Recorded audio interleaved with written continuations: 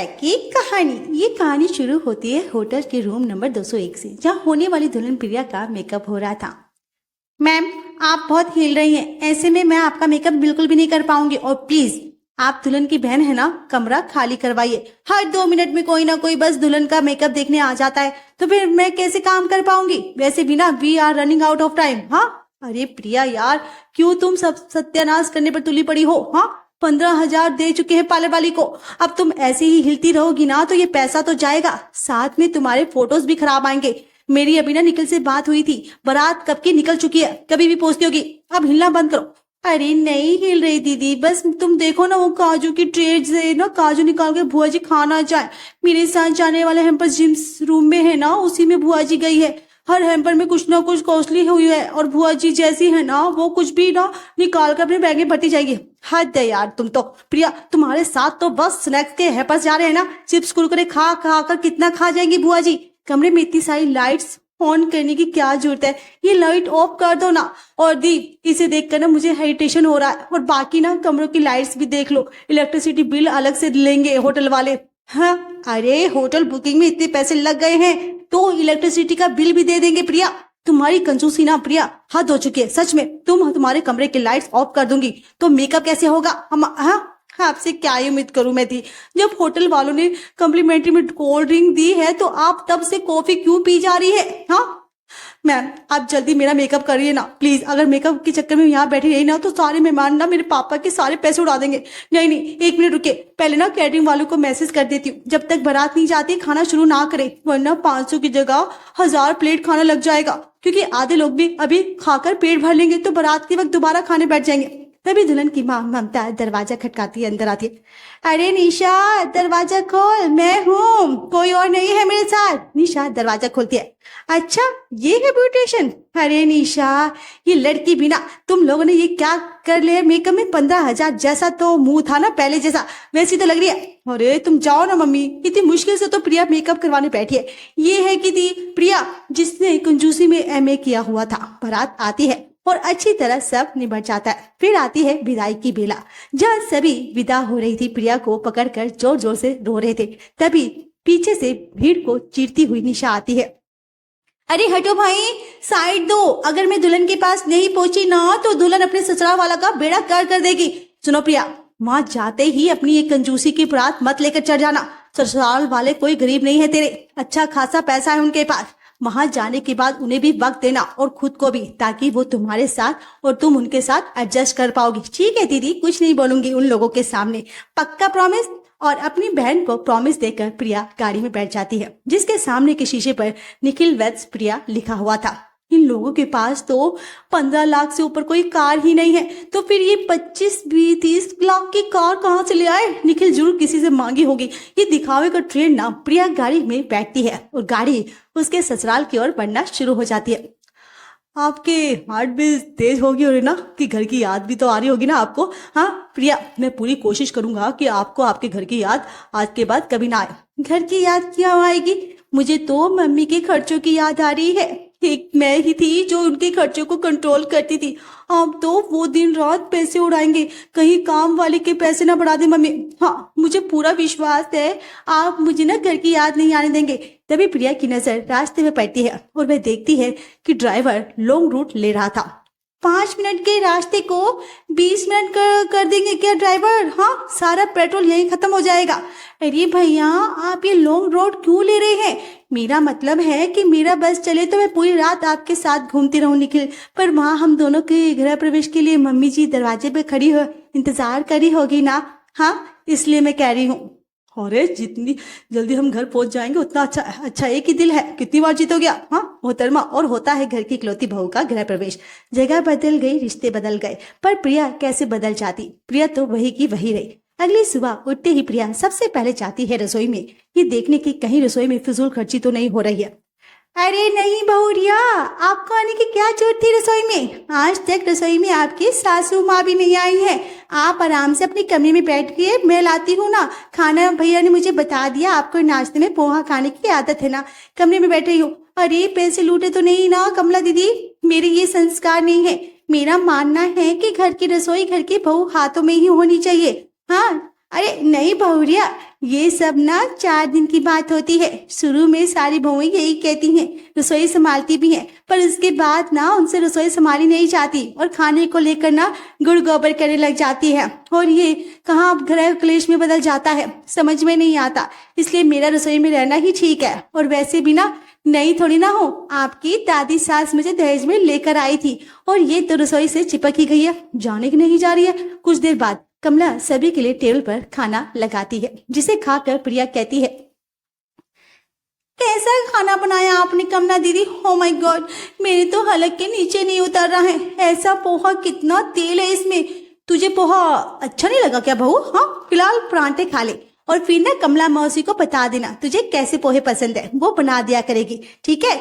जितनी देर में मैं इन्हें बताऊंगी ना मम्मी जी कि कैसे क्या बनाना है, उतनी देर में मैं खुद ही पोहे बना लूंगी। मेरा खाना बनाने की जरूरत नहीं है, अब से मैं ना खुद ही बना लिया करूंगी।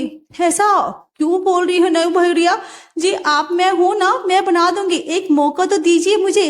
दोपहर के वक्त कमला ठीक से देख सुनकर एक एक डिश तैयार कर लेती है। लगता है नई बहू नहीं चाहती कि मैं इस घर में रहूं, मेरा घर द्वार तो सब यही है। नई बहू को राजमा खाने थे, अगर अच्छे से नहीं बने तो आज तो इस घर में मेरा जाना तय है। कमला घर वालों का फेवरेट राजमा चावल बनाने के बाद बाहर टेबल पर प्लेट्स लगाने के लिए चली जाती है और पीछे से उसी वक्त घर की इकलौती बहू प्रिया और राजमा चावल के ऊपर नींबू निचोड़ देती है। हाँ, सच में। और खाने को खराब करने के लिए उसके ऊपर डाल देती है शक्कर। बिल्कुल सही सुना आपने, शक्कर। अब मीठा राजमा चावल खाए तो कौन खाए। और इस बार खाना खाकर प्रिया तो कंप्लेंट नहीं करती, पर सभी के नाक सिकुड़ जाते हैं।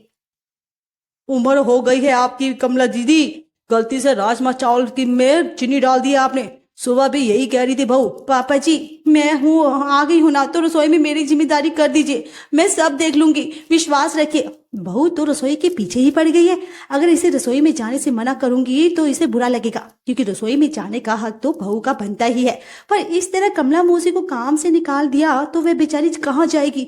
बड़ी स्वाभिमानी है मौसी, बिना काम के रुकेगी भी नहीं। कुछ दिनों के लिए ना मासी आप ना झाड़ू पोछा कपड़े का काम देख लीजिए, रसोई अब से ना बहू देखेगी, पर परमानेंटली नहीं। पहले प्रिया तू हम सबके सामने ना हमारे मन मुताबिक राजमा चावल बना के खिलाएगी, फिर अगर तेरे राजमा चावल पास हुए तो रसोई तेरी, फिर तुझे उसे चलाना हो तो चला लेना। रसोई की कस्टडी अभी प्रिया को भी मिली भी नहीं थी, वह ऐसे ही बिखर जाती है कि उसे समेटना मुश्किल हो जाता है। प्रिया पूरी रसोई को अपने हिसाब से एडजस्ट करने लगती है।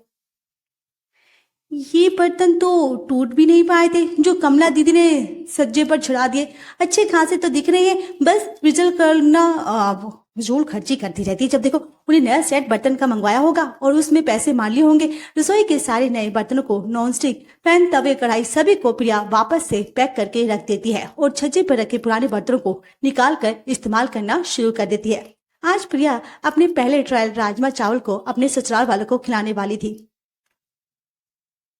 वाह प्रिया, क्या खुशबू आ रही है, बिल्कुल सही जा रही है। तू ऐसे ही राजमा चावल बनाकर आज ही सबका दिल जीत लेगी और हमेशा के लिए अपनी रसोई अपने अंडर कर लेगी। प्रिया अपनी माँ से फोन पर बात करते हुए राजमा चावल की रेसिपी पूछती जा रही थी और हर स्टेप पूरा करती जा रही थी, पर अपनी कंजूसी के साथ। और फिर आती है नींबू निचोड़ने की बारी, और इस बार सच में नींबू ही निचोड़ने की बारी थी। नींबू से जितना रस निकले उतना ही रस निकलना, अपनी कंजूसी से एक्स्ट्रा मत निकालना, वरना क्या होता है ना, उससे खाने में कड़वाहट आ जाती है, कसेलापन आ जाता है। हैं क्या सच में? तुम बस बताओ मम्मी कैसे डालना है, वो मैं देख लूंगी। कसेला बन जाता है तो मट मेला बन जाता है। कुछ भी अपने वो कहावत तो सुनी होगी ना कि अगर नींबू में बीज ना होते तो वह मरे हुए आदमी को भी जिंदा कर देता है। इसका कालापन भी फायदा ही करेगा, न नींबू में एक भी बूंद रस ना छूट जाए। इसलिए प्रिया नींबू को हद से ज्यादा निचोड़कर राजमा में डाल देती है और राजमा चावल सभी को सर्व करती है। हाय हाय बहू, ये क्या है, इतने कड़वे राजमा चावल? हाँ बहू, ये तो बहुत ही कड़वे हैं। ऐसा खाना बनाकर तू रसोई लेना चाहती थी, हो गई गलती मम्मी, गलती से कुछ ज्यादा ही हो गया इसका तो। प्रिया नहीं निखिल, कुछ कम ज्यादा नहीं हुआ, मैंने सब कुछ नाप तोल कर डाला था, पता नहीं खाना कड़वा कैसे बन गया। मुझे एक और मौका दीजिए ना मम्मी जी, प्रिया को समझ में नहीं आता कि उसने क्या गलती की जो राजमा कड़वे हो गए, पर वो हार नहीं मानती और अगले दिन के लिए अभी से ही फिर से रेसिपी लिखनी शुरू कर देती है। कॉपी में लिखी हुई रेसिपी को छत पर घूम घूम कर याद करी थी कि उसकी नजर कोने में पड़े स्टोव पर पड़ती है। हे भगवान, इस तरह खुले में गैस स्टोव कौन रखता है? ये तो नया है। जब ये गैस स्टोव घर पर था तो नया गैस स्टोव लेने की क्या जरूरत थी? सच में ये कमला मौसी भी ना हद करती है। अब तो ये रसोई का बदल के ही मुझे जीतना ही होगा सबका। हाँ, और प्रिया किचन में लगे हुए गैस स्टोव को हटाकर छत से लाए गैस स्टोव को फिट कर लेती है और बनानी शुरू करती है राजमा। ये बर्नर तो अलग ही फ्लो में जल रहा है। एक बर्नर में इतनी तेज फ्लेम निकल रही है और दूसरे में इतनी धीमी। अच्छा, अब समझ में आया, कमला ने इसे इसलिए हटाया था क्योंकि इस पर ज्यादा जल्दी खाना बन जाएगा तो गैस कम लगेगा। हाँ दीदी, पकड़ ली मैंने आपकी चोरी। और पैसे बचाने के चक्कर में प्रिया यही नहीं समझती कि अगर स्टोव से फ्लेम बहुत ज्यादा निकल रहा हो तो खाना जल भी सकता है और अगर फ्लेम बहुत धीरे आ रहा हो तो खाना कच्चा रह सकता है। जिस स्टोव से फ्लेम ज्यादा आ रहा था उस पर चढ़ाती है प्रिया चावल और धीमे वाले पर राजमा चावल। वो तुरंत पक जाते हैं। पक क्या जाते हैं, नीचे से जल जाते हैं। कल भी कुकर से सीटी नहीं आ रही थी, अभी भी नहीं आ रही है। फ्लेम तो इतना तेज है, चावल पक ही गए होंगे। वैसे ज्यादा देर तक पकाऊंगी तो गैस ही बर्बाद होगी, उतार ही लेती हूँ। और ऐसे ही ओवर कुक्ड चावल और हाफ कुक्ड राजमा को प्रिया अपने ससुराल वालों को परोस देती है। अरे बहू, चावल तो पूरी तरह जले हुए हैं। हे भगवान, कितने कड़वे लग रहे हैं। और ये राजमा, ऐसे मेरे दांतों में दर्द था और बढ़ गया। खाने की बर्बादी। ओए भगवान, खाने को खा लेती पर शुभम तो देख देख अपने अपने प्लेट से राजमा बाहर ही निकाल देता है। मम्मी जी, एक और मौका, बस लास्ट एक और मौका लेकर प्रिया जाती है रसोई में। और हर बात की फिक्र छोड़कर प्रिया को इस बात की फिक्र होती है कि उसके ससुर जी ने प्लेट से राजमा चुन चुन कर निकाल दिया था। ये तो बहुत बड़ा नुकसान हो गया। आज पापा जी ने तो सारे राजमा प्लेट से हटा दिए। लगता है कि गलती मेरी हो रही है, क्योंकि ना राजमा को पैन में पकाया जाए और चावल की सीटी के अंदाजे का मैं अपने फोन पर हर 2 मिनट बाद का एक अलार्म लगा देती हूँ। जैसे ही 4-5 मिनट अलार्म बजेगा ना, चावल पका दूंगी, हटा दूंगी, पक भी जाएगा। और अरे क्या तेज दिमाग है मेरा, कोई जवाब नहीं मेरे दिमाग का। और इतना सब बर्बाद करने के बाद प्रिया तीसरा दिमाग लगाती है और एक नॉन स्टिक पैन को निकालती है। वो नॉन स्टिक पैन जो खराब हो चुका था, जिसके ऊपर से प्रोटेक्टिव लेयर पूरी तरह से जल चुका था। पैन में राजमा को तैयार करने के लिए प्रिया प्योर बनाती है और दूसरी तरफ चढ़ाती है चावल। मम्मी की नींबू वाली बात मुझे याद है। नींबू से अगर राजमा के स्वाद में 19-20 हो रहा है तो नींबू डालती नहीं। हाँ अब ठीक है। अब खाने को पकाने के लिए छोड़कर प्रिया हॉल में बैठकर टीवी देखने लगती है। तभी उसके फोन से अलार्म की आवाज आती है। लगता है चावल पक गए। कब से सीटी की आवाज आ रही है? आज तो मैं राजमा के साथ चावल खिला ही देना बहू। कितने दिन हो गए हैं राजमा चावल खाए। हाँ, आप चखमाए मम्मी जी, आप राजमा चावल को चखा ही दूंगी। ये सीटी की आवाज कुकर से नहीं आ रही है, ये आवाज मेरे फोन से आ रही है। मैंने अपने फोन पर ना हर 2 मिनट के बाद सीटी की टोन का अलार्म लगा दिया है, ताकि जैसे ही 4-5 सीटियां कंप्लीट हो जाए मैं जाकर चावल उतार दूं। अच्छा, मैं समझ गई।